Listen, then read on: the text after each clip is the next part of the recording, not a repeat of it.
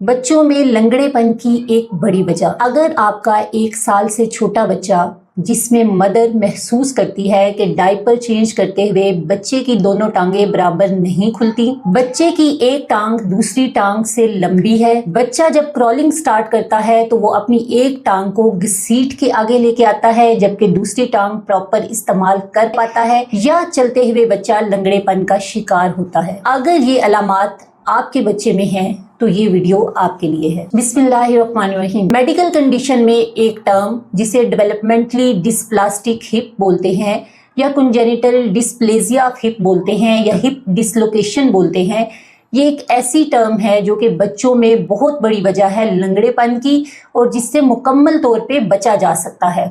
आइए देखते हैं इसकी क्या वजूहात हैं। ये एक जेनेटिकली ट्रांसमिटेड प्रॉब्लम है जिसकी कोई क्लियर रीज़न नहीं है, लेकिन इसमें होता क्या है कि जो बच्चों का हिप जॉइंट होता है वो एक बॉल और सॉकेट जॉइंट है। जो थाई की बोन है उसका बॉल होता है और जो पेल्विस की बोन है वो एक सॉकेट की तरह काम करता है।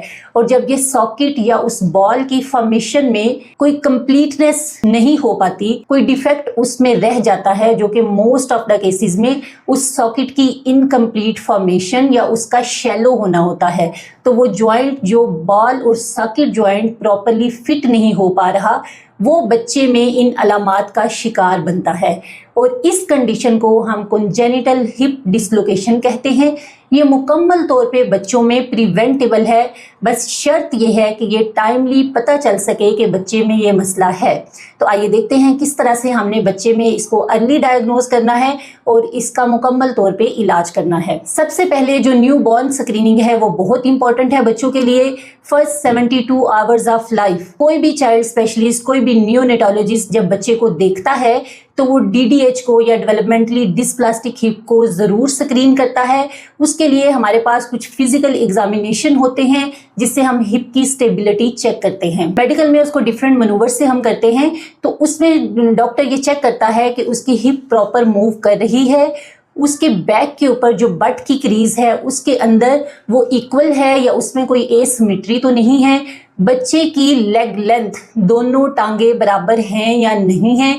ये वो चीज़ें हैं जो डॉक्टर उसको असेस करने के लिए इस्तेमाल करता है। अगर तो किसी बच्चे में इस फिजिकल एग्जामिनेशन पे ये चीज़ें पॉजिटिव आ जाती हैं या डॉक्टर सस्पेक्ट करता है कि ये बच्चा डिस्प्लास्टिक हिप का शिकार हो सकता है, तो ऐसे बच्चे को हम फॉलो अप पे रख के 4 to 6 वीक पे उसका अल्ट्रासाउंड स्कैन कराना ज़रूरी समझते हैं। अब अगर एक न्यूबॉर्न बच्चे में उसकी स्क्रीनिंग पॉजिटिव है या डॉक्टर का सस्पिशन है या कुछ रिस्क फैक्टर हैं जो हम बाद में इस वीडियो में डिस्कस करते हैं, तो हम 4 to 6 वीक पे उस बच्चे की हिप जॉइंट का अल्ट्रासाउंड स्कैन करवाते हैं। अगर अल्ट्रासाउंड स्कैन पे ये डिफॉर्मिटी आ जाती है तो उसके लिए हम फौरी तौर पे ट्रीटमेंट सुजेस्ट करते हैं और वो 4 to 6 वीक्स की ट्रीटमेंट है। इन 3 मंथ्स के अंदर उस ट्रीटमेंट से बच्चा बिल्कुल ठीक हो जाता है और जो लाइफ लॉन्ग बच्चे का लंगड़ापन है उससे बचा जा सकता है। अब देखते हैं वो बड़े बड़े रिस्क फैक्टर क्या हैं जिसकी वजह से बच्चा DDH का शिकार होता है। सबसे पहली चीज़ तो ये फैमिलीज़ में रन कर सकता है। अगर आपकी फैमिली में एक बच्चा DDH का है या कोई बच्चा लंगड़ेपन का या कोई बड़ा लंगड़ेपन का शिकार है, तो आपको अपने बच्चे की स्क्रीनिंग करवाना बहुत ज़रूरी है। सेकंड थिंग, अगर आपका फर्स्ट बोर्न है तो उस बच्चे में ये चीज़ कॉमन हो सकती है। अगर कोई गर्ल है तो वो बॉय की निस्बत ज़्यादा इसका शिकार हो सकती है। एक कॉमन कंडीशन जो कि ब्रीच प्रेजेंटेशन है, अगर 28 वीक्स ऑफ प्रेगनेंसी के बाद बच्चे की प्रेजेंटेशन ब्रीच है या बच्चा उल्टा है और वो ऑपरेशन से जो है वो बच्चा डिलीवर हुआ है, तो उस बच्चे में इसकी स्क्रीनिंग कराना एक ज़रूरी चीज़ है। ये बच्चे जो हैं वो ज़्यादातर जो है वो DDH का शिकार हो सकते हैं, या एक किसी फैमिली में हिस्ट्री चल रही है तो आप, या पहला एक बच्चा है तो दूसरे बच्चे की करवाना बहुत ज़रूरी है। इनके ऊपर अगर आपके बच्चे की DDH की डायग्नोसिस बन जाती है तो हम डॉक्टर उसको डिफरेंट मनूवर से, जिसमें डबल डायपर्स हैं, जितनी जल्दी उसका बच्चे को हो जाए डायग्नोसिस हो जाए उतनी जल्दी इससे बचा जा सकता है। डिफरेंट मनूवर्स है जिसमें डबल डायपर्स है, जिसमें हमारे पास पेवलिक हार्डनेस है जो कि बहुत ही ज़्यादा इफेक्टिव है। इसके लगाने की वजह से बच्चा बिल्कुल इससे बचा सकते हैं हम बच्चे को।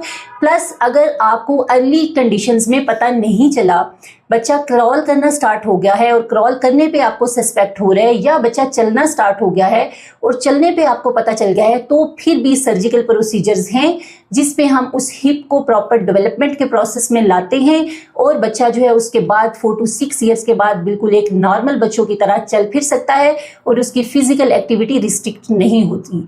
अगर आपकी इससे रिलेटेड आपको किसी भी किस्म की इंफॉर्मेशन चाहिए हो या आपका बच्चा इसका शिकार है, तो प्लीज़ कमेंट बॉक्स में कमेंट करें। We will guide you about this.